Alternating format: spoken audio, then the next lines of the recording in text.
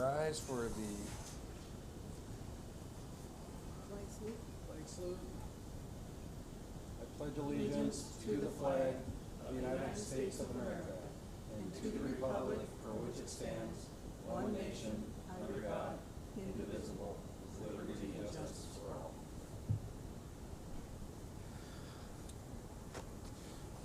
All right. Well, welcome to the first meeting of the year. Happy New Year to everybody. Get myself somewhat.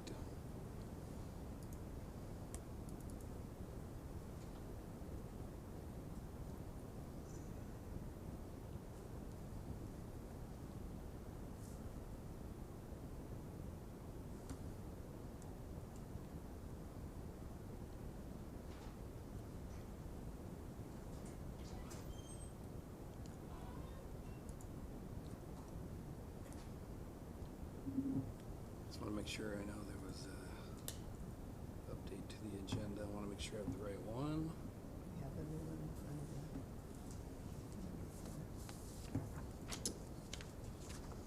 you. All right. First order of business is the consent agenda items. We have all matters listed within the consent agenda have been distributed to each member of the commission for reading and study, are considered to be routine and will be enacted by one motion of the commission with no separate discussion. If separate discussion is desired, that item may be removed from the consent agenda and placed on the regular agenda by a commissioner member or by citizen request. So do we have any citizen requests? Can you come up to the podium, please? Well, I'd just like you to remove the consent item and discuss it separately. Consent item 10. Which one's that? The regular meeting minutes. Oh, that's the one he wants. That's the one he wants. The first one is the one he wants. Did you have comments? I did. Okay. All right, we'll remove the regular meeting minutes from the consent agenda and we'll discuss that as a separate item.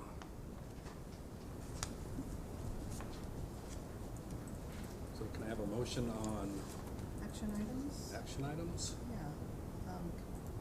Chairman, I take a motion to accept action items, general fund vouchers,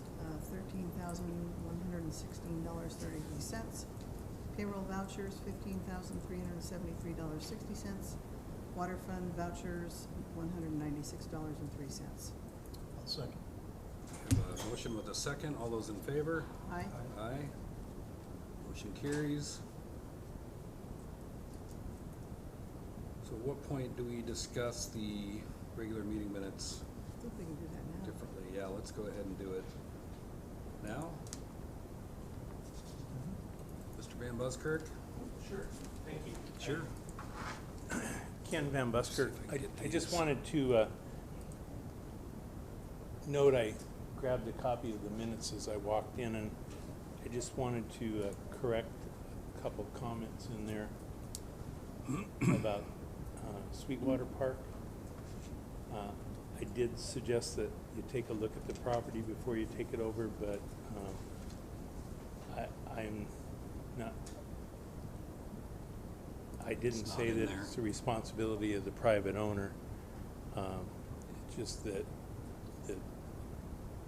the homeless folks are both on private property and on school district property, and the cedar boughs are gone, and it wasn't cedar trees. It was, I think Commissioner Jackson asked me if maple trees had been removed, and there's no maple that's been removed that I know of.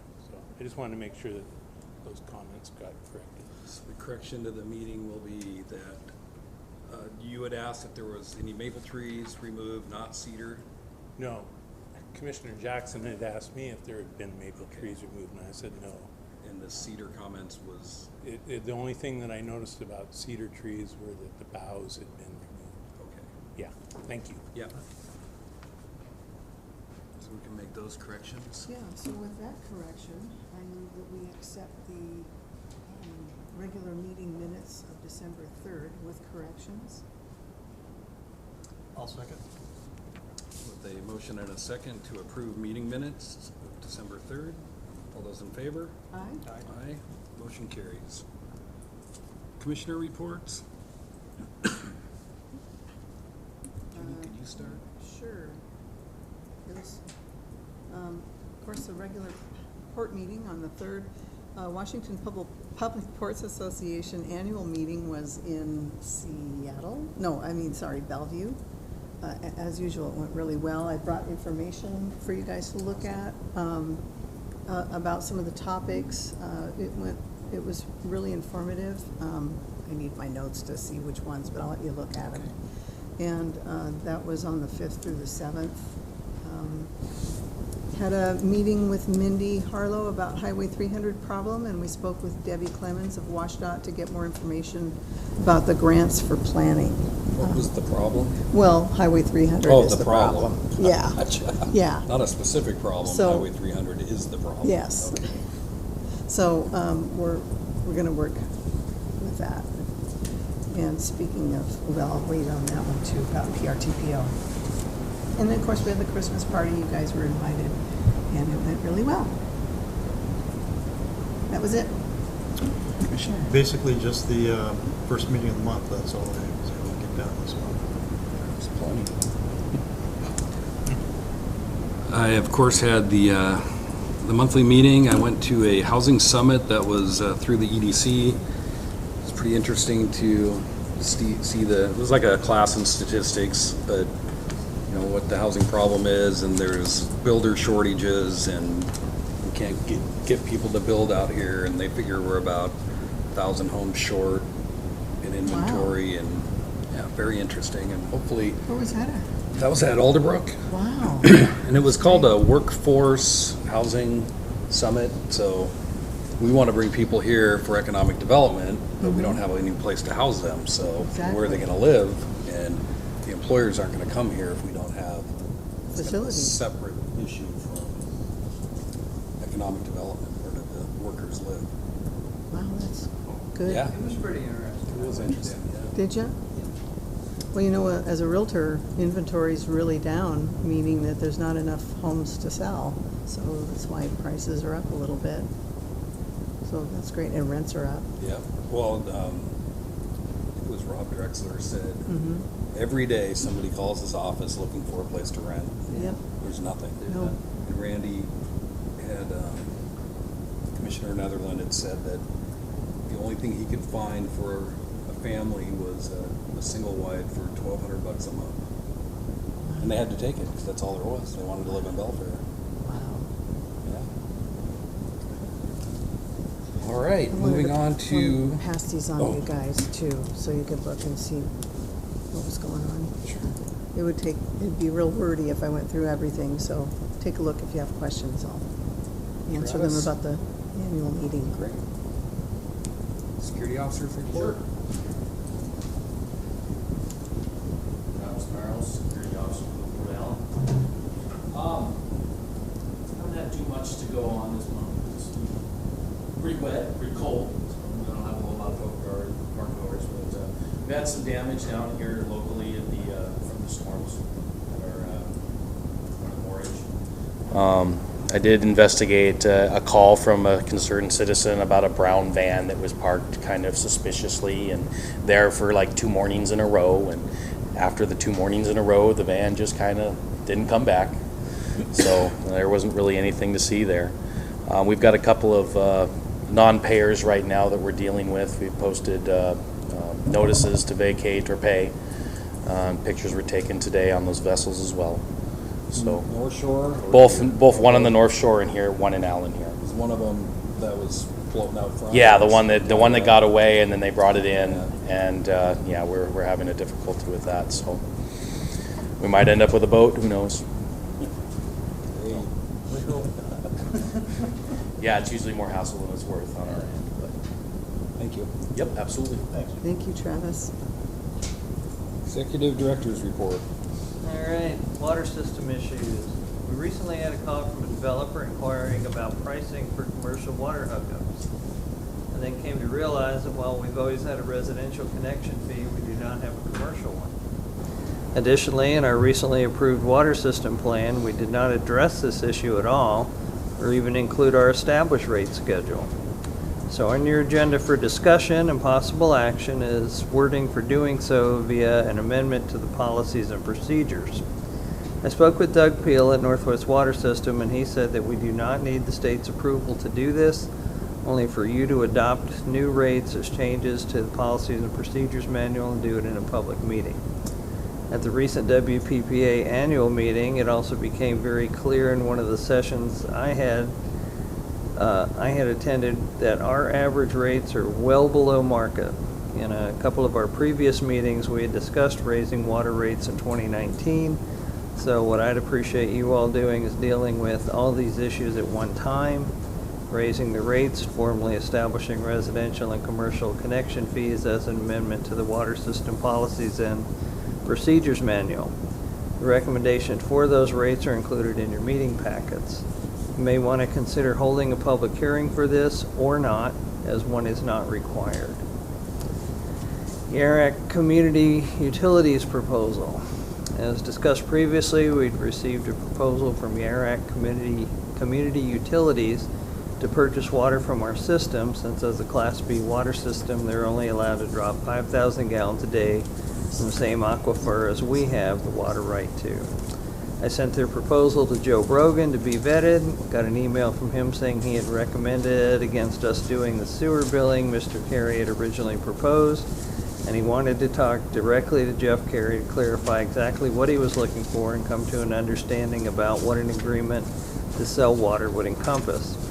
I didn't hear from Joe for quite a while on this, but came to find out the reason was he'd been involved in litigation in the Tri-Cities for several weeks before Christmas. I received an email from Joe the day after Christmas requesting a copy of the complete water system plan, saying he needed to see that for the water right purposes and review and reference the port service area.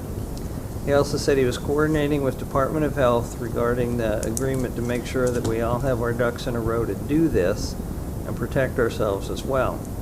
According to Joe, Mr. Carey maintained he was not in our service area for a number of years, and he wanted to make sure that the Department of Health did not approve anything to the contrary for him. I had hoped to have a draft agreement for you to look at this meeting, but I haven't received anything from Joe at this point. Called him late this afternoon and just got his voicemail. So, property purchase, as reported previously, state law requires that we pay fair market value, which should be determined by a licensed appraiser. We have engaged a commercial appraisal firm of Schaefer, Standard, and Hernandez in Silverdale at a cost of $3,000. We're forced to use a commercial appraiser due to the fact the property is owned village commercial, not residential. I've also ordered the title report from Land Title in Shelton. I'm scheduled to do the final grant presentation on February 13th at 12:30. If we get the grant, it will fund in August. However, we may have to front the purchase price and be reimbursed from the grant. Dock issues. During the windstorm this past weekend, we suffered some serious damage to the floating dock portion below the gangway. Some of the flotation is separated from the deck surface. We had a similar problem some years ago and Endurus covered it. Since we're scheduled to endure another high wind period this week, I'm waiting to contact Endurus as I only want to file one claim. We file one for this and a second for any additional damage. It's recorded as two claims. It impacts our overall rating and our 2020 rates. Excuse me. In the meantime, we've closed the dock at the gangway until the damage is repaired. I'll be taking photos tomorrow to document everything for insurance. I'd previously reported we had a small electrical fire on the dock. While there wasn't any major damage, we do have to repair the fire damage and replace all the flexible liquid-tight conduit and wiring. While we're at it, we should upgrade the receptacles on the dock to GFCIs as well. Contacted a number of local electrical contractors to give us a price on doing the work, but no one was interested in getting under the dock to do it. We ended up using a marine electrical contractor from Tacoma. They're submitting a bid for the project this week. The upside of all this is they're also interested in bidding on our marina project. I'd also contacted Honduras to see if this might be covered, but they determined it's a wear and tear issue, which is not covered, so we're on the hook for the repair cost. U.S. Bank, we received a notification from U.S. Bank they had made deposits to our holding account in the amount of $194.36.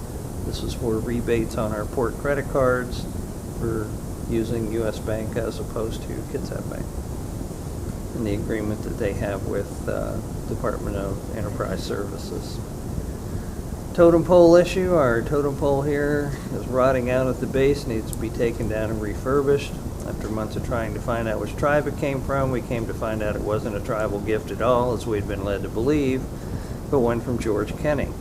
Therefore, we're not bound by any tribal issues that prevent us from taking it down and doing what's needed to refurbish it. Commissioner Cooper has been in contact with someone who can do the actual restoration work, but we need to get a boom truck to get it down. Local artist James Kelsey has one, has agreed to do this for us. All we need to do now is coordinate with Mr. Kelsey and the fellow Commissioner Cooper knows to move forward. Parking at the North Shore. We'd previously discussed the potential of widening the space across the North Shore boat launch for trailer parking. Olson and Associates has surveyed the property and marked the corners. There appeared to be quite a bit of marketable timber on the back of the property that could potentially be logged to generate enough money to pay for the project. I met with some loggers and came to the conclusion that the timber on the back will cost us more to take it out of there than we can sell it for. We did come up with another idea, however, which is to harvest the timber on the outside edges of the cleared area of the property, which would widen it enough to park 15 or 16 trailers and tow vehicles lengthwise. We need to put 2 culverts in the ditch at the road, cover them, and make a new entrance and exit so we have a clear in and out traffic pattern just like we do across the street at the launch. Since this is a county road and they have jurisdiction, I spoke with County Commissioner Netherland about it. He made the case for us to Public Works as to how this will improve safety on North Shore Road by eliminating the vehicles that park on both sides of the road and eliminate the traffic from tow vehicles turning around on the road. Also met with Earl Iddings, and he is willing to take down the trees on the perimeter of the cleared area in exchange for the wood, so we'd have no cost for that. This is a small project with big benefits, not just for the port, but for the community as well in terms of easier access to parking and safety considerations. I've submitted the paperwork for permitting, and it should only take a couple of days to do, so as soon as the permit's issued, we'll get this out to bid. Local attorney. Last month, you all approved using the Silverdale legal firm of Templeton, Horton, Weibel, and Broughton for routine matters instead of Foster Pepper. The rate would be $275 per hour compared to the $575 we pay Foster Pepper. They sent me a draft agreement which I have reviewed and am comfortable signing. I've included it in your meeting packet and highlighted the sections I expect you would normally have questions about. It's on the agenda for discussion and approval. Steel door at the kayak park, and we had to order this, and Don had it installed right before Christmas. 3D building acquisition. I reported previously the 3D building on Highway 3 that WSDOT used for offices during the widening project is for sale. I had acquired about a governmental transfer, as I think this would make an ideal coal working facility, as it's already laid out for something similar. WashDOT said they couldn't do it unless we had some kind of transportation-related use in mind for it, so I've contacted all of our legislators, as I'm sure there's some way to make this happen. Representative Griffey and Senator Sheldon are working on this for us. I spoke with Senator Sheldon on the 27th, and he said WashDOT was basically closed through the end of the year, but he would follow up this month and get back to me.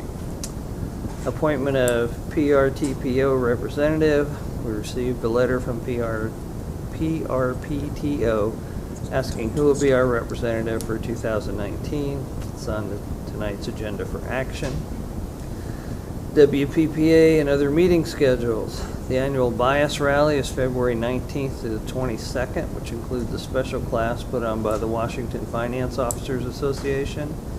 Leanne, myself, and Commissioner Cooper are scheduled to attend this as we feel strongly it's necessary. And now that we know what we're doing in bias, that will be much more helpful than previous bias events. It was also included in the travel budget for this year.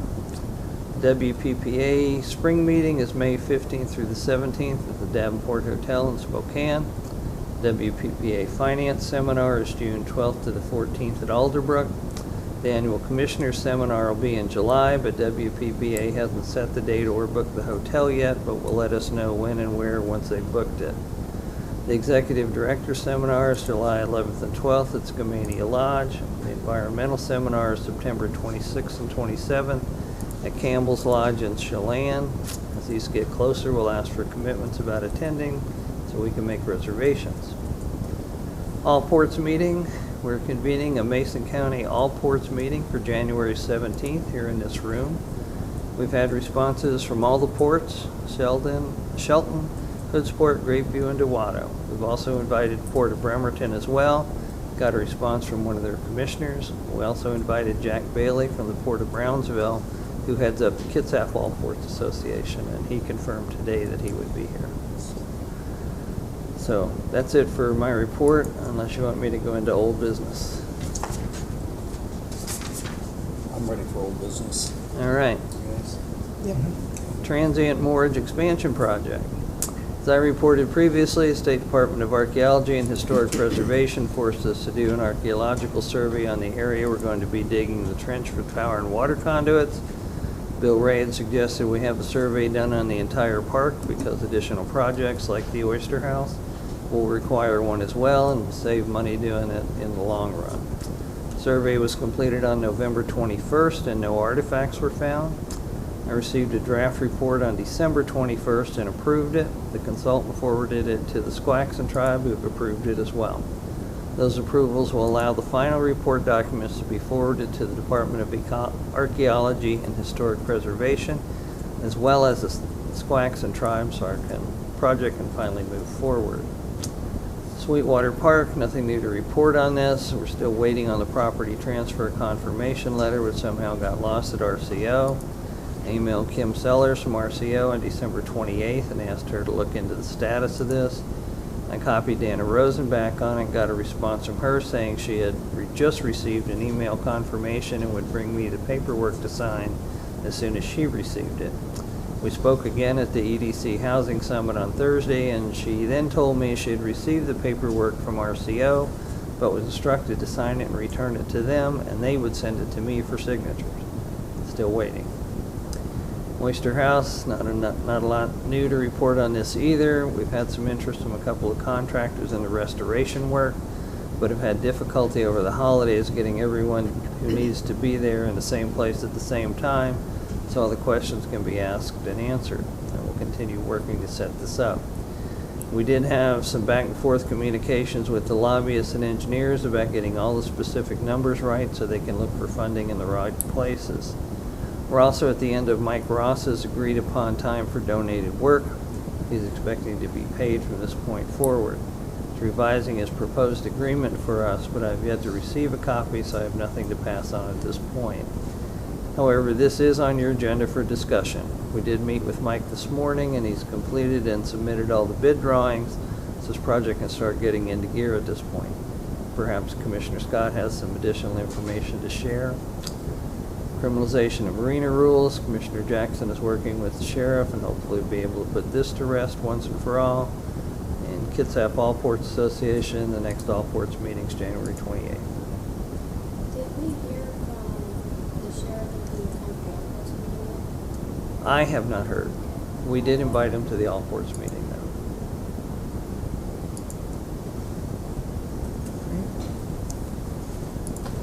All right, moving on to new business, item A, discussion of paying employees premiums for the Paid Family and Medical Leave Act. Yeah, this is something, it's a new state regulation, goes into effect January 1, or went into effect January 1. Employers have the option of paying it for their employees. In our case, for us to pay it, total cost would be about $600 for the year. My understanding is to get out of that, it's a lot of money. Yeah. What do we need to, I mean, You need a motion to either yes or no. I would be in favor of paying $600 for, so it would be for you and Leanne and Dawn, but Yeah. a part-time amount, Travis. And Travis.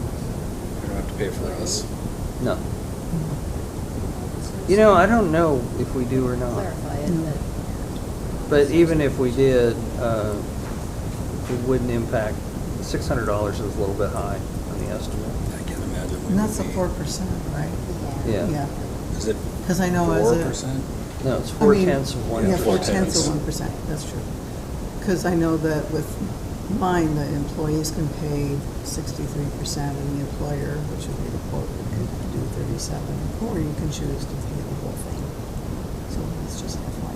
So we're paying the whole thing, the court. That, I would Yes. recommend to Yeah. do that. I agree. Okay. So I move. I agree. Do we need Yeah. a motion? Need a motion Move and a that. second. Okay, I move that we pay the full amount for the paid family and medical leave, which is the 0.04%. 0.04, 10% or 1%. A motion? I'll second. We have a motion and a second. All those in favor? Aye. Aye, motion carries. Attorney contract with potential action. Did you all look at that? Yeah. Or do you have any questions about it? I was gonna look at it. It's real- pretty straightforward, just, I looked at it and I didn't know what the highlights meant, so I may not have gave it the thought that I needed to. yeah, I'm comfortable with it. I just wanted to be sure that you all are. Oh, I It did doesn't have a- really obligate us to do anything except pay for what the services we use. We're not paying a retainer, we're not paying anything else. I did have a question, just a minute here. Let me see if I can find it.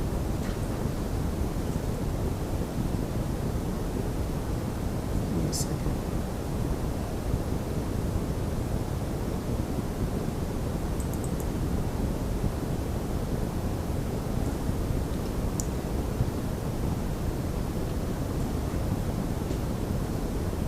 Oh, drafting resolutions. I normally do that. Yeah, I was wondering why that was in there. They are willing to do it if we want them to. Oh, okay. Yeah. Same thing with attending meetings. If we want them to come, they'll come, but, you know, we Okay. have to pay for their time. Yeah, But okay. like, I do all the resolutions, so, you know, we don't really need that. What is a reasonable notice for termination? I would say 60 days.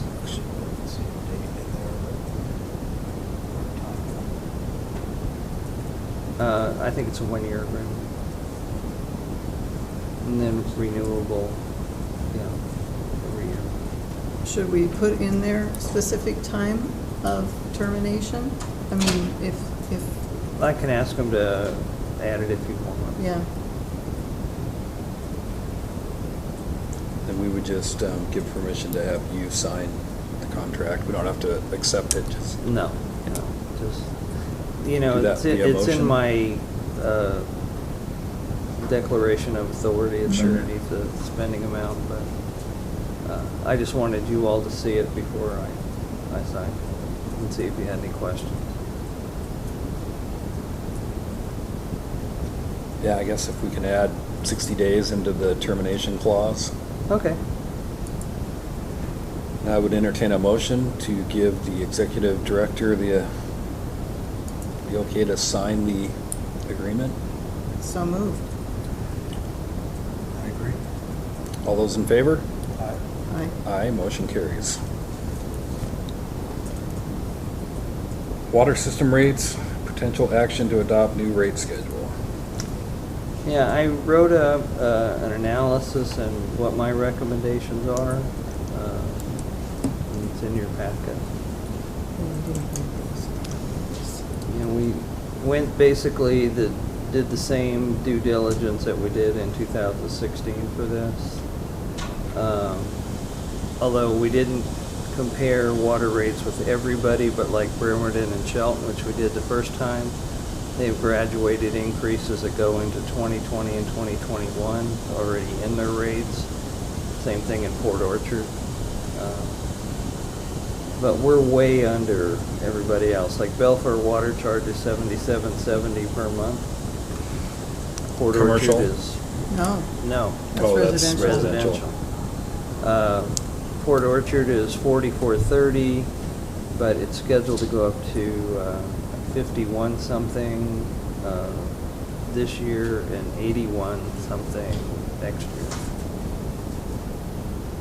So it's in, I gotta find where it is. It's in here though, what they're going to.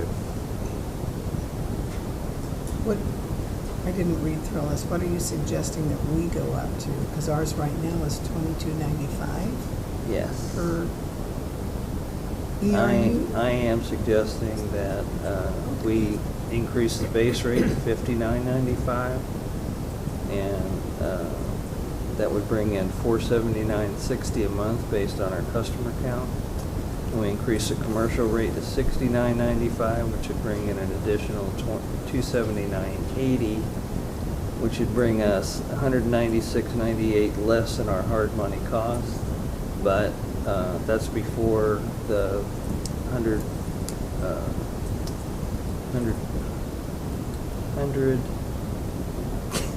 for HCF. I'll tell you what that means in a second. Cubic feet? Cubic feet. Just drawing a blank there.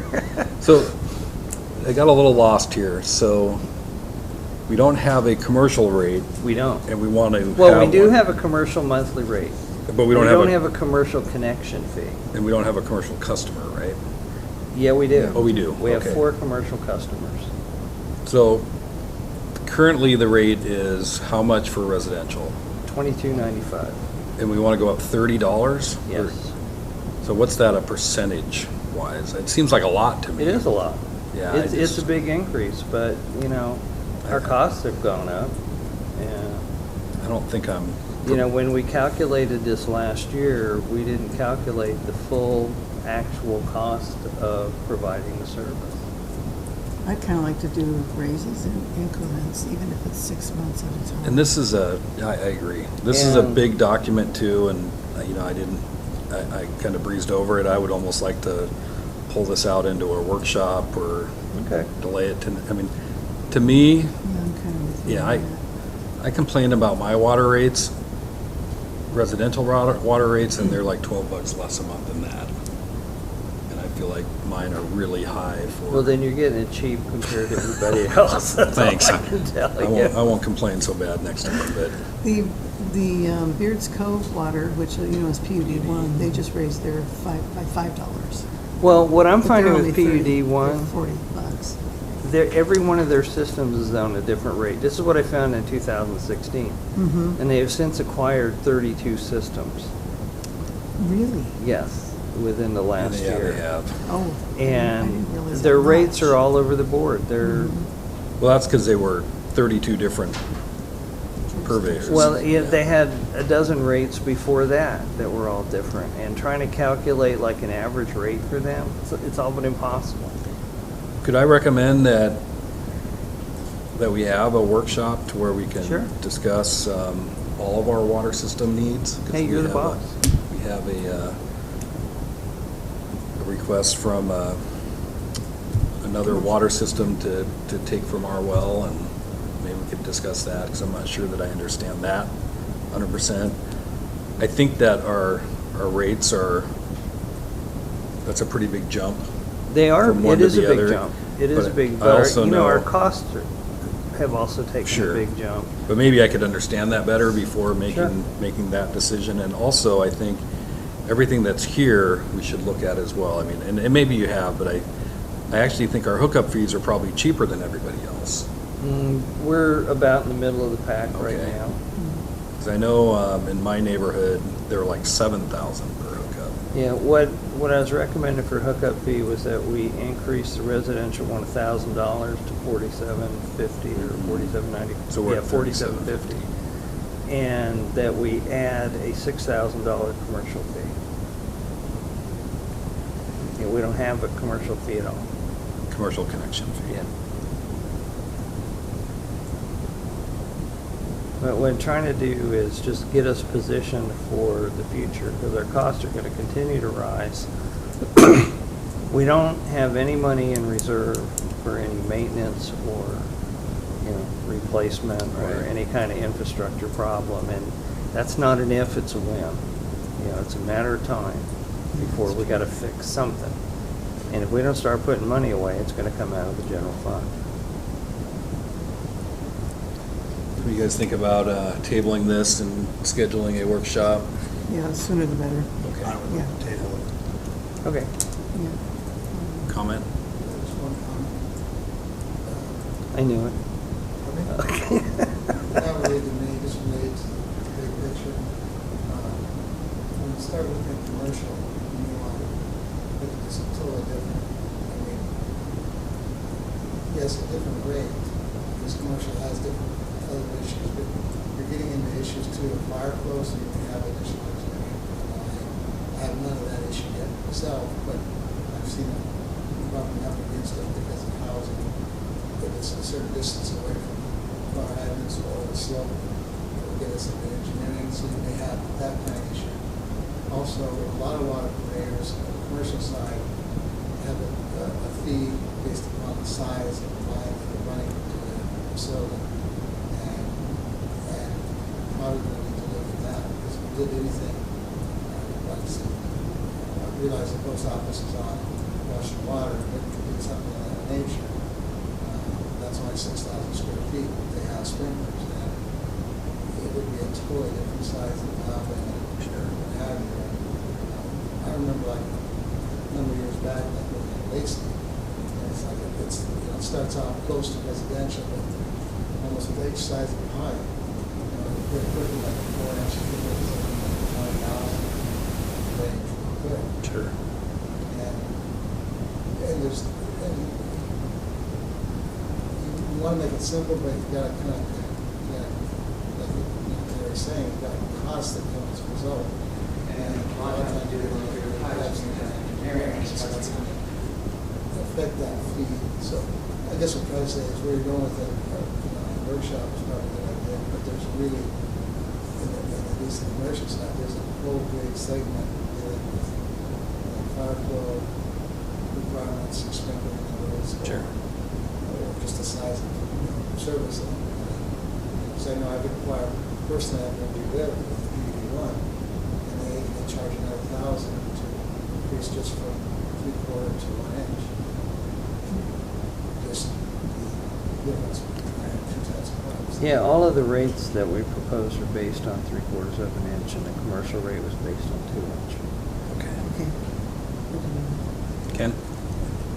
Just wanted to suggest that you're looking at potentially raising the valuation for the test plan, so that they're not getting this for the builder water. And so now, Thank you. Yeah, I was thinking probably a public hearing, even though it's not required. Yeah, I think that's a good idea. Maybe Yeah. advertise and have a Yeah. opportunity for people to come in and, easily agreed. yeah, absolutely. And there's how many 10? How many what? I mean, ratepayers? Oh, 15? Yeah, 15. 15? 15? Yeah, there's 2 that don't pay the monthly fee. In kind? No, Or us? they're grandfathered for some reason. Who is it? No, they pay their rates, the base rate. Yeah, They they- don't pay for water use. Yeah. One of them, I can't think of their name, starts with an M, $3.50 a month. and they have Matson? 2. Who? That's it. Ogren, the church. Yeah, Ogren doesn't pay, and who's the other one that has the 2 properties and just pays for one? Oh, yeah, he pays for, he has 2 hookups, McGibbon, and one he doesn't pay because it was the older house grandfathered into his new house he pays. Okay. All right. Everybody else has been changed out. All right, well, I know that we have the Allports meeting, and if we want to pick a day to have a water system, if it's gonna be this month, Ted, I know you have a tight schedule. No, but- this is important, so I'll make sure whatever we need to do, I can take it off. We want to keep it on a Monday, we have a holiday on the 21st. So next week. We want the this to be a public hearing or just a work session? Yeah. Well, this one should be the work session, so we can, and then I think we should schedule a public hearing for the future to Yeah. invite people down to talk about the proposed changes. You know, we can have the public hearing at the next meeting, because it's, Yeah, sure. you know, I think the first of the month, if I'm not Send out mistaken. reports, easy. Yeah, let's do that. At least I. Yeah, my- and then, gosh, I got a lot going on this month too, and I don't have my schedule with me, but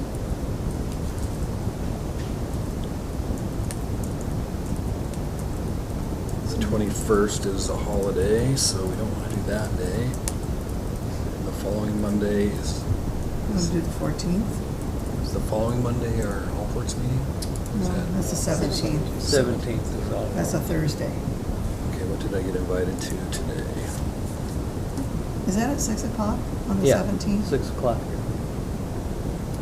And we're gonna provide finger food. Am I gonna provide what I did, what I did before? Hey, you're welcome to. I said I would, Oh, and then we got one over in the south. yeah. No, we didn't ask anybody to bring anything, we said we'd provide.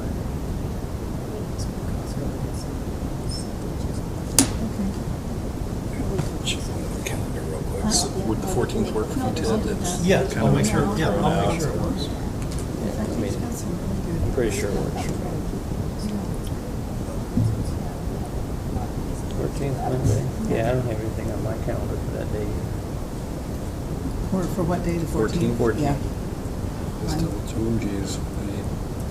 Are we gonna do that, or have we decided? The 14th is not good for me. Yeah, meetings till, That's 15th. Probably have to make it at 6:30, because I'm working all day that day. not good. Not good?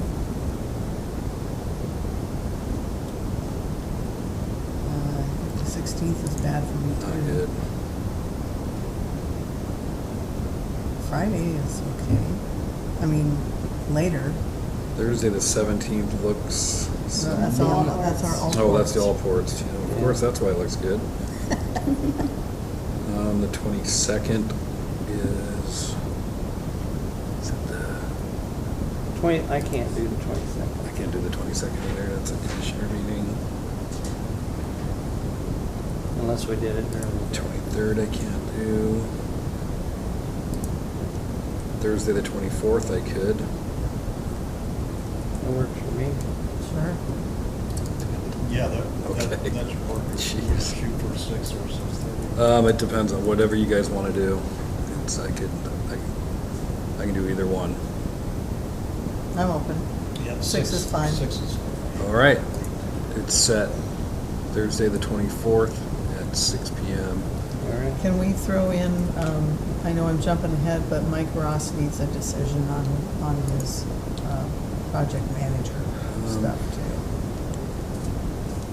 Yeah. And I was hoping to get that at least looked at and decided on, so we can, Well, we've got that under, new business, so. yeah, I we know, can- but, let's talk about adding it when we Okay. get to it, after we All have right. some discussion. All right, so now we're moving on to new business, item D, appointment of PRTPO representative. yeah, I'm willing to do it again, and it's pretty important that somebody's there. Sure. They just need a letter of appointment. In fact, I will be going to PRTPO on the 18th. I already got the letter written. Okay. Yeah, I don't, So yeah, you when I need a saw it on the motion? agenda, I just thought maybe you didn't want to do it, so. No. We just need a letter of Okay. appointment every year, so. Yeah. Ted? I'm great with that. Yeah, me too. Okay. So do we need a motion? No. Okay. Well, you might as well, yeah, I think so. I would move to keep Commissioner Scott on as the PRTPO representative for 2019. I'll second. All those in favor? Aye. Aye, motion carries. Oyster House Engineering Agreement with Mike Ross. You did give me, I hope I got enough copies here. Now, it's a lot in our favor. He has, as you know, he has done a tremendous amount of work for free. thousands of dollars worth for free over the years. The paintings that you see, he also gave us bid documents with all the work done for, companies to do a bid on the whole project. And Larry got a copy. Yeah, I've got like 4 copies Yeah, upstairs. got a copy, which, you should try to take a look at for your information. This alone is a great deal. He's got a project plan here. Let me find you this. This is his proposal. This is the job description and his independent contractor agreement. So just take a look. We don't need to decide on that right now, but that's something that I want us to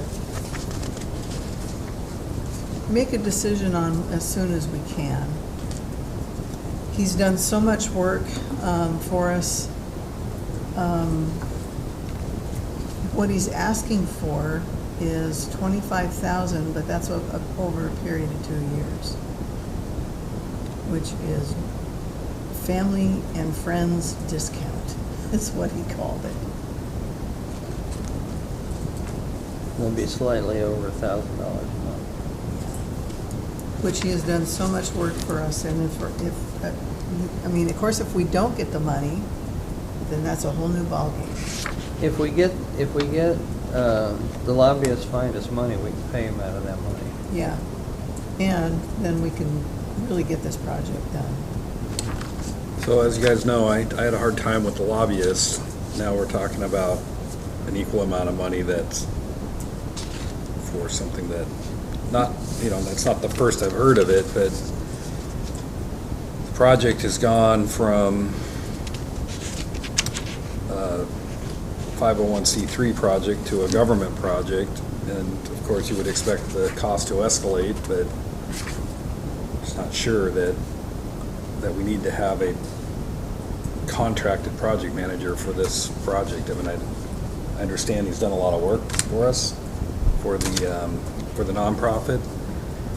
Other people have done a lot of work for the nonprofit, and I think Larry should be the project manager. In my own opinion, he should be the one that sees this through. I'm not closed-minded to. I understand he's done a lot of work, but are we paying him for the work he's already done, or are we paying him for what Larry should be doing in the future? That's my 2 cents on it. Well, I know when we get money, it's gonna be a full-time job. There's a lot to it who has to have understanding of building. I know that Larry's got some expertise at some of that, electrical in particular, but I think with Mike being the engineer, he understands what it takes to get a project like this done from the ground up. And of course, we've had so many people volunteer as well. And plus, I think I gave you this piece of paper too about what his suggestions about, the 501c3 North Bay is kind of to the point to where they won't be able to get enough money for what this project's gonna cost. So we gotta do it. Either we're gonna do it or we just drop it and let it fall apart. And that's kind of where I'm at. I have been trying to nursemaid this along for 3 years. It's been a long time, and I want to make sure that we get this done, that we do the taxpayers justice. So I think taking time to look this over, it is a lot of money, and I'm kind of to the point to where we need to show that we want to get this, that we're serious about it. And if we need to take some money from something else, I think we should. From the lobbyists, maybe?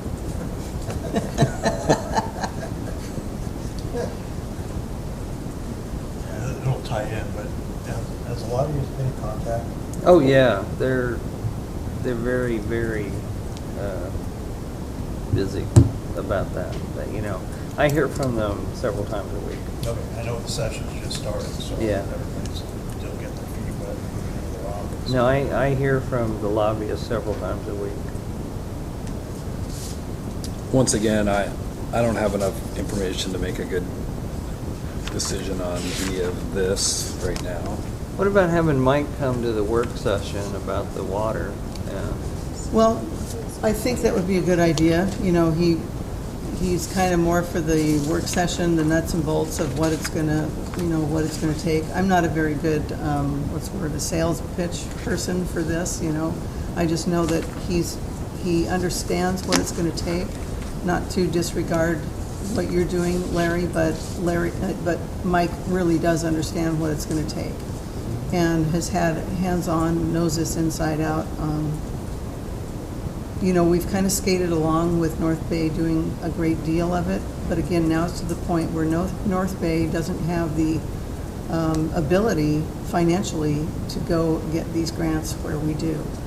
And, or even the expertise, to do it volunteer basis, I don't have the expertise to find the kind of volunteers that are qualified and to organize them. So that's why, again, the port needs to jump in and start doing it. And Mike is the guy that knows this project inside and out. And as it transitions from a volunteer-based project to a governmental-based project, I think that, that's where we have to go out. We have to solicit bids, and engineering's being done by Art Anderson, so Mike's an engineer, Art Anderson's an engineer, we're paying Art Anderson, we're paying Mike, we're paying a lobbyist. We haven't paid Art Anderson to do any engineering for this project. Yeah. They did what they did gratis in hopes that we will hire them to do Right. it. But, Yeah, and Mike said that there are some things that will be needed to be engineered, that it's kind of not beyond him. And he's but- not a licensed engineer. Right. Yeah. So even if he did the work, a licensed engineer still got to sign off on it. Mhm. Yeah, we should, find out. Oh, let me add another caveat to Sure. that too. And what he proposes is that the port, I think I gave you what the port should do. We're gonna get it structurally sound, get the shoreline part done, move it over to the shoreline, to the piers. North Bay, at least that's what we're proposing. We haven't talked to North Bay entirely about it, but they will do the interior part. The museum part, which, that I think they can get money for. That's not gonna be quite as expensive as the remainder of it. And you did take a look at the Art Anderson documents, Yeah, correct? yeah. Yeah. And volunteers could do some of that as well, the interior finish work. I mean, Yes. hanging drywall is not rocket science. Yeah, if that's allowed. I mean, under Yeah. a public works contract type job, I'm not sure that volunteering is allowed. So if it's a public works project, And that's why the thought was to separate them, make the structural work and the move and getting the launch ramp removed, get all that stuff as one project, and then have the interior finish as a second project. we should So- find out if that's allowed under public works. Well, we got a meeting with Nicholas Van Wednesday. Wednesday at 2. So he'll be the guy that could answer that. So it might have to be, it's a port project, so it's a public works project, or it's a North Bay historical project, so it's a volunteer project. I don't know if it can be both. Well, I think getting the structure and Yeah. moving it, that could be a public works project. When we did the kayak part, I know the house being taken out, a lot of the work was done public works, but we went down, the employees, and rolled out the grass and did a bunch of work Mhm. ourselves. Well, Well, I we know volunteer. employees can do projects for the port, but Yeah. can volunteers do?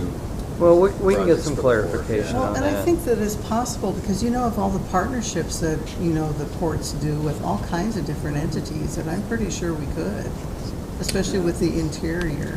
I'll find out. Yeah. I'll talk to WPPA and we can contact MRSC and ask them as well. Unless the port wants to do the whole thing. Well, we might have to. Yeah. That's my only thing, is I don't know that we can necessarily separate it out. Well, let's find out. Yeah. Okay. So then I'm And gonna, let's get the answer before we meet with Mike. yeah, we're gonna table new business item E to next meeting, 24th? or to the 24th, the Yeah. workshop. So we'll have two things on our agenda for the workshop, water rates and Oyster House engineering agreement.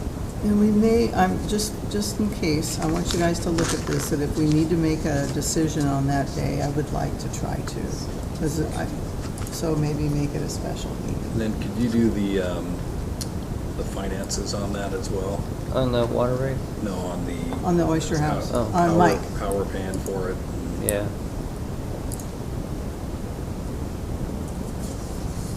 Well, thank you And guys. yeah, I don't know if we should make a decision, because I would like to bring that back out for public comment at our next regular business meeting.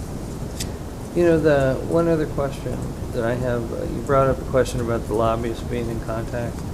Do you want me, they generally copy Judy on their emails. Do you want me to forward those to each of you as well? One thing that I found with lobbyists, if they're working an issue, I mean, they can't, their faces are constants down there. It's nice to have, if there's time where we could get out of our schedule and go tag along with them. And Yeah, I set did our that own- in Port Orchard. Yeah, I'd like to do that. I did it before with our lobbyists, and when they need you, we go down there and meet with the legislators and try to sell what you're trying to do. So, I mean, if there's something coming up, definitely. If they have a handle on trying to get a line of money for the Oyster House, I would love to see all three of us, or all of us go down there if we're available, try to push this thing. And on the Oyster House, and looking at this, and one thing that I'm concerned about is that if we get the money to get the initial phase in there, get everything done like it says in phase one, I'm concerned that it's gonna come to a screeching halt. And I would like to see timelines. We get our portion done, I'd really like to see the Historical Society provide us timelines on when they're gonna do each phase, so we can tell the public this is what's going on. So, I'm really concerned that we get it onto the water, and then it's just quiet. So until we get volunteers, or until we get materials to do that. So. Yeah, we're gonna have an Oyster House meeting tomorrow night as well, and that's at 6 o'clock here. And then, the plan, or at least the preliminary plan, is that the North Bay, well, first of all, we have to make sure that we have all of our ducks in a row, that the port is gonna do what I had just suggested. And then it'll probably take about a year of planning for the interior work for the museum piece. So then I think once they get together and have a plan to know what their portion is going to be, and how to pull all that together, there should be some timelines. The sergeant granddaughters are being involved in this too. So I'm really glad to see them on board.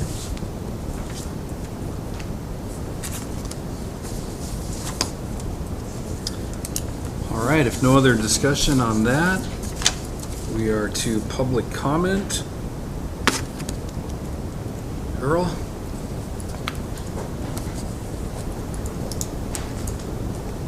Good evening, Commissioners.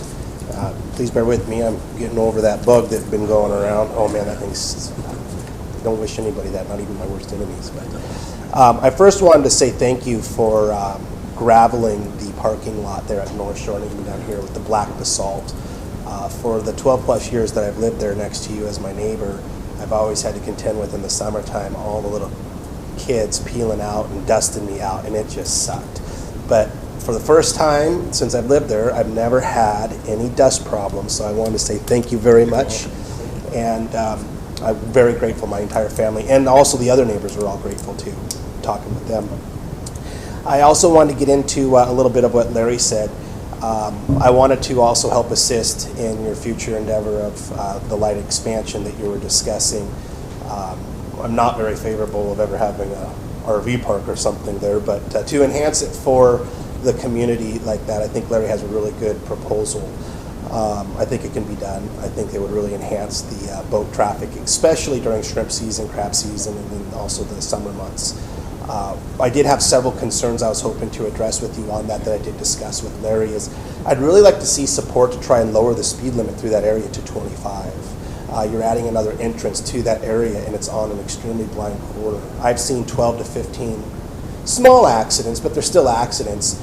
And they usually come around the corner too fast, lose control with the gravel, that the kids peel out onto the road, and then they slide into my fence or into our cars or into boats coming out, pulling in and out of the egress there. So the slower speed limit, whatever the limit we can get through there, because there's also it's also a school zone. You know, we have a bunch of kids. I have my own kids and a bunch of other neighbors as well. So I don't know what the limit is. If we can get 20, great. 15 would even be better. I don't want to piss off everybody down in Tahuya, but whatever that ability is, I would like to limit that section through there because it is a real sincere life safety hazard. And then when you're going to increase the traffic there on that, you're now entering 100% blind because the corner is wrapping around as you're coming out. You're not actually coming out with the line of sight the way it is. So that's something to consider.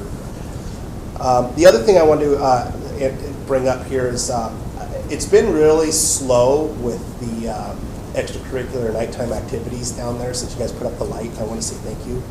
But they're also starting to come back in. And just over the last week actually, I picked up 3 hypodermic needles that they're throwing over the fence into our yard. And I have a 15-year-old daughter, a 10-year-old son, a 2-year-old daughter, and then another son in the oven. So I've got some little playmates out there that are going to be playing. I don't know collectively what the best thing to do if I'm going to ask for support to maybe raise the fence or even help support putting in an additional light down closer by those big trees facing out, because that's where they're parked. They're kind of sheltered from the light by the porta potty, getting down into that north corner of the boat ramp next to our feet. So there's a little bit of an issue there. But whatever comes out of it, I'll be a good neighbor and help support. The last thing that I wanted to introduce to you guys, excuse me, I just swallowed my gum. It's a pretty big issue, so yes, this is something that I think is going to gravitate and could have potentially some really negative potential impacts to your own taxpayers within the Port of Allyn district.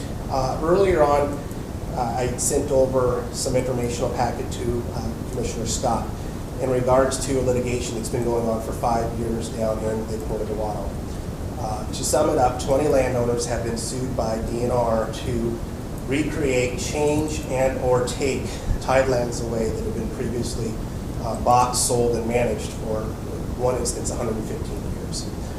The information that I sent over is also a letter opposing DNR's potential adverse possession through trespass, which is part of their litigation claim.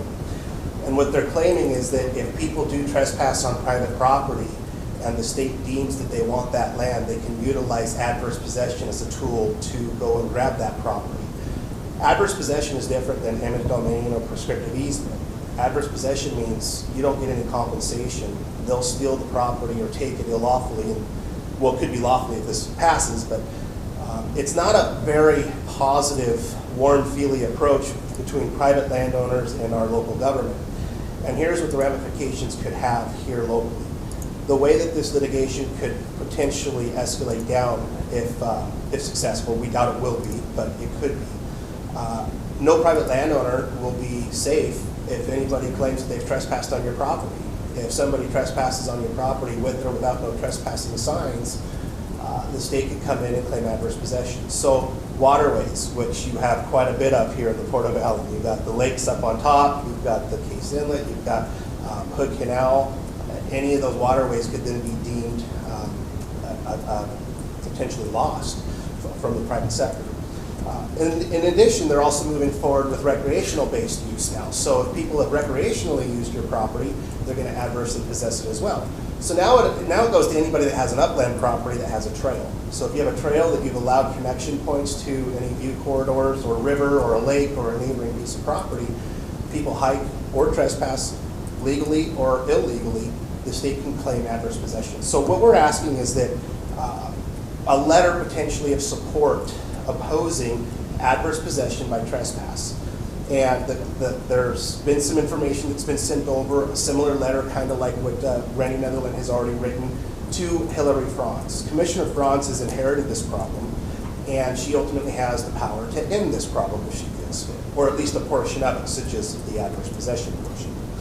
There's also a bill that's going to be presented, I believe it was presented today from Senator Sheldon, that is going to the legislature right now, and I believe that the House reps, Dan and Drew, are also going to be presenting this as well, where it will ultimately, if successful, end in adverse possession by trespass by setting a law similar to what they have already in place, where the state or government agencies can't eminently domain property for recreational use.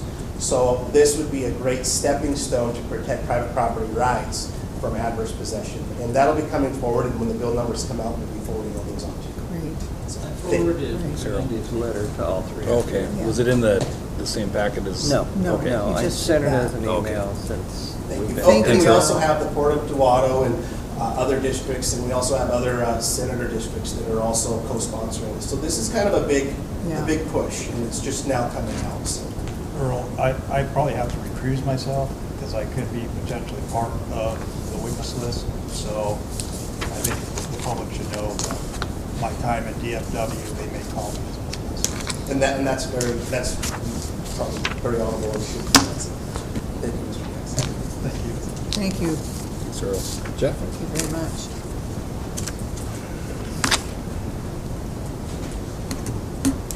Jeff Carey, and I got 4 things here. One is tip cap. New year, new projects, or new looking at things. One thing, the SC, I think it's SCJ Alliance, they are in the final phase of wrapping up a proposal, or actually a series of proposals as far as looking at the Razor Road connection or go around Trails End Road connection, if you want to look at it that way. And they got, it looks like it's somewhere around 11 different routes they've picked and given value to. And we haven't seen it yet, but I saw it coming through the briefing that the county's getting it. So, but that's a project in the Port District, and it has a certain amount of economic impact. And like last year, you mentioned a project which we at least added to the pile or the list with regards to North Shore as far as pedestrian. Something you guys, I don't know if it was Larry that brought it or the board. I'm sure it was the board eventually. But the bottom line is if there are other things like that, I mean, this is again the time. In other words, we're whittling at little things like this county is now looking at some of the right-of-ways, of actually doing something with some of the right-of-ways in the Flat of Allyn that we've been, at least since I've been here 25 years, trying to work around and trying to get some county support is working that. So if they're going to be looking at things, with the connector, with the Bellpark bypass and all that here shortly. So anyway, bottom line is, see things, got things, or know things, let us know, or forward it on to Loretta or me or whoever. So Loretta down the county. Another thing I noticed, and it occurred to me, and I don't know, this is kind of a question. The county apparently is updating the capital facilities plan to the comp plan. And I have a pet peeve with the whole thing because it never seems to accurately reflect both dollar rises and where they're going with things. But forgetting my pet peeve, there are components in there that are related to parks, and I noticed like Sweetwater Park is not on that list. Not either under the school district or under parks or under the county level, state level, port level. I mean, they have the ports park here, but they don't have that. So, Interesting. because I know a while back there was a meeting here with regards to Sweetwater Park about trying to get the financing, and was it in the capital facilities plan of the county? It appears not. And, I don't know how much the port's going to have the county help in different things, and all that kind of thing. But worst case is it's obviously it's going in the direction of the port, so it's got to get in the inventory of capital facilities. So I guess the roundabout thing is somebody needs to talk to, I guess it's, what's her name? It's not Loretta, is it? No, Rowan, what's her? Kel. Kel. Get in contact, because apparently they're not, they're having the different meetings. It's gone through the PAC, but, the Planning Advisory Committee, but I just saw it come up, little bits of it through the briefing stuff, and it's like, okay, here we go again. 4. But there are pieces that are related to the port, so that's my 2 bits, at least in the context of that. Don't get my issue about where they are in the numbers. That's a different issue. Also, there's things in there, and I don't know, because the ports have taken different tacks over the different approaches over the years. But there are things like water improvement things, sewer improvement things, and it's your guys' call. But they do. Especially this one phase where they're talking about potential connection between the Port Bremerton property up there. Oh, the sewer, yeah. And the Belfair sewer. And I, as a taxpayer in this, county, I have a big concern, because every time I do one of these projects, we miss. I mean, badly, not just by 10, 15%, but badly, way more than that. And as an example, if the port decided to get involved with it, I think, first of all, I think overtly you should say yea or nay, that you're involved or not involved with it. But if the port should get involved, I'm concerned that where the county is taking us is that you have, again, it's like a bunch of future costs, and I just don't think it's been properly vetted, properly gone through a feasibility analysis of where that break-even point is and where the taxpayer is on the hook. Because right now, a fair amount of money, I think close to almost 800, maybe more than that now, between REIT and sales tax when it goes to Belfair sewer, just to keep it afloat. So anyway, I won't beat that anymore. Just 2 clarifications in the executive's report. No issues there on it, just clarifications, because they're used interchangeably. Your community utilities, its water system is a Group A. It has been approved as a Group A. It's just that we don't have the water on it, so our application was seen to the court. That's another issue, but we are a Group A, so it's not. So you're a Group A, we're a Group A. Yes. Second thing is the service area. There was a comment about not in the service area. The issue that was covered with Joe, your port's attorney, was the port has no infrastructure in areas I'm trying to serve. And ports have problems or issues, I'll just say issues, in latecomers agreements and things like that. And so it gets to be very costly to try to bring port services into certain areas. So that was the context. And because technically you have approval to serve the whole UGA. So that's your whole service area. So obviously I'm within the UGA, so technically I'm in your service area. So we can serve you. Right, but there's some problems with that. Yeah, and I took my comments out of Joe's email, so. Yeah, and Yeah. no, it just, it's very, unless you're into it, the nitty gritty, between service areas and group, I'm not complaining one way or the other, just so you know, okay, we are Group A, 1. 2, I understand the port has a service area. The problem is it can't get to certain things as where we are. And so that becomes the issue, one of the issues.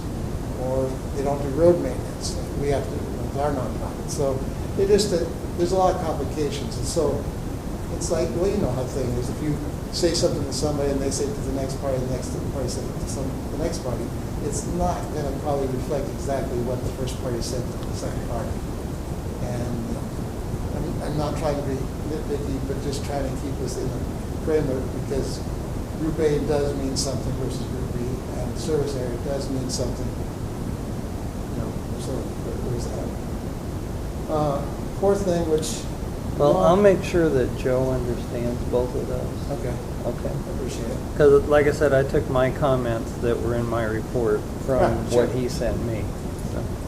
And, you know, in conversation with him, I got the feeling he understood water rights and laws and all that in that area very well. And so I have no problem working with him or what have you. There's just a lot of nitty-gritty detail, and the proposal that we were laying out,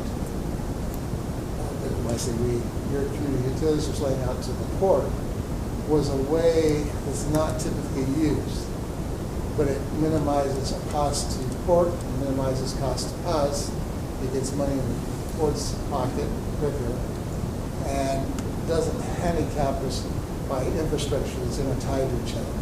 We're getting our four-letter word that's passed the intertie.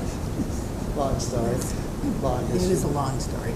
But in the process, there's no reason, as long as certain things are done and provided to the court, and the court has access to our meters and what have you. So there's ways to achieve the objectives, and hopefully through contracts we'll be able to figure that out, get to it, and then through the workshop.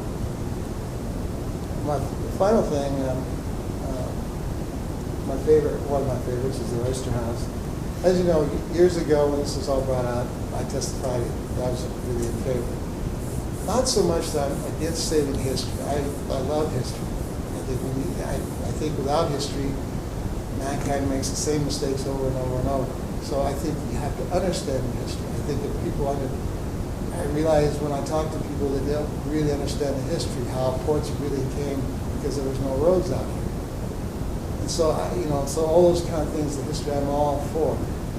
My problem is with the whole Oyster House is that basically I'm concerned as to where it breaks even and at what time frame. And I realize the state's got a bunch of costs in it. I realize the port, I realize North Bay, and a lot of people have time and effort. And I'm not trying to say, well, that's it, done, stop, stamping on the ground. What I'm saying is a serious feasibility. I mean, what numbers we were talking back there were far less than 100,000. Here a few meetings ago, it was creeping up to 400,000 or 500,000. Not saying one is right or wrong, but that's significantly different than where we were, whatever it was, 3 years ago, or whatever it was. And my concern is that it's going to be an albatross around the port. Not that it's not nice to have, but there's a lot of things the port needs to do.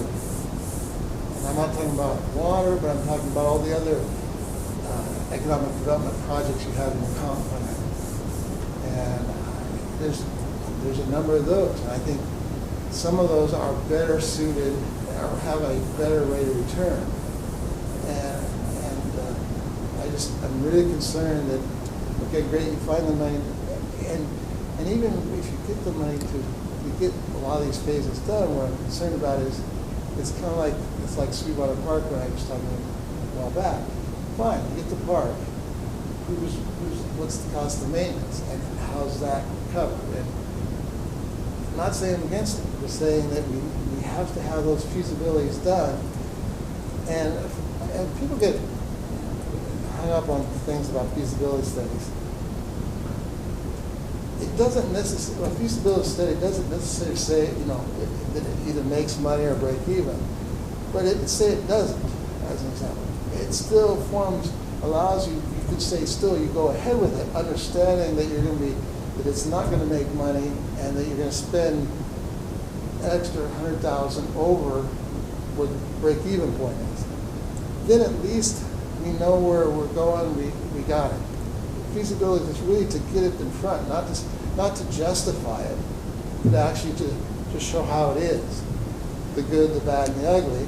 And then as a board and the public, we can make it accurate, because so many of us have it, I'll call it hearsay, opinions.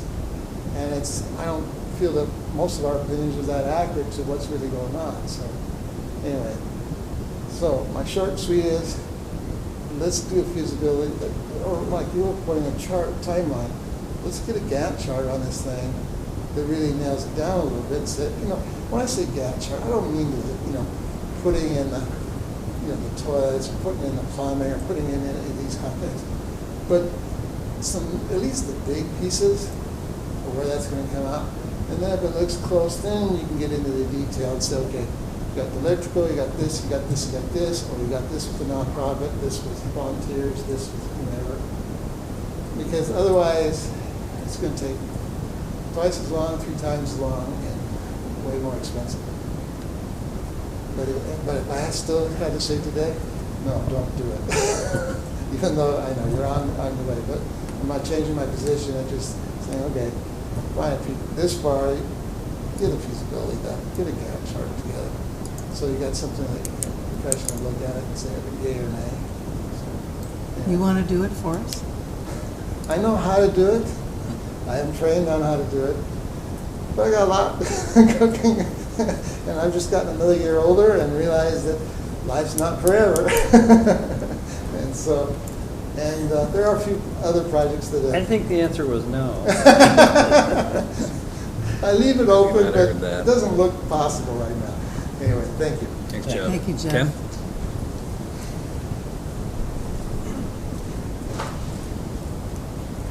Thank you, Commissioner. I just wanted to comment about the North Shore parking.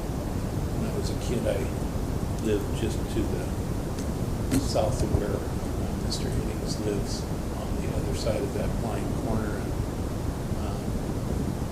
my good friend was killed in that corner. It is a really sharp blind corner, and I fully support the idea of whether or not the parking lot is expanded, that you reach out to the county and try to lower the speed limit on the road. And I also, just from my memory of that lot, I don't think even with expanding that it will handle 15 to 16 vehicles with trailers. I don't think it's that big. Potentially could. It seems to be pretty steep on both sides, or 3 sides. So I'd suggest you look into that a little bit before you proceed much further. Thank you. Thanks. Any other public comment? I just had one thing. Sure, yeah. In the wintertime, would it still be, can you still close that site off because it doesn't have the lights, and that would really cut down on a lot of the bad traffic? So in the wintertime, I mean, we're still closed. I think there's only been 3 boats launched in the last month and a half. They were all moisture gathering boats, so it's Yeah. not very business. Thank you. Yeah. Any good to the order? No. Just one comment, I'm giving up a free trip to Las Vegas to go to Bias. I think you'll have more fun in That's so Spokane. wonderful. My wife is a member of the National Kitchen and Bath Association. And they are flying her there and taking her to So the she's going anyways without Yeah, you? she's Oh, going boy. anyway. So, and they're putting her up in a really nice hotel and everything else. And I was going to go, but it's the very same days as Bias. All right. Thank you for your sacrifice. So we are on a trip to Vegas. Yes. Yeah. I would take a motion to adjourn. So moved. Second? We are adjourned. Hey, Ken, Yes, sir. can I get you for a minute?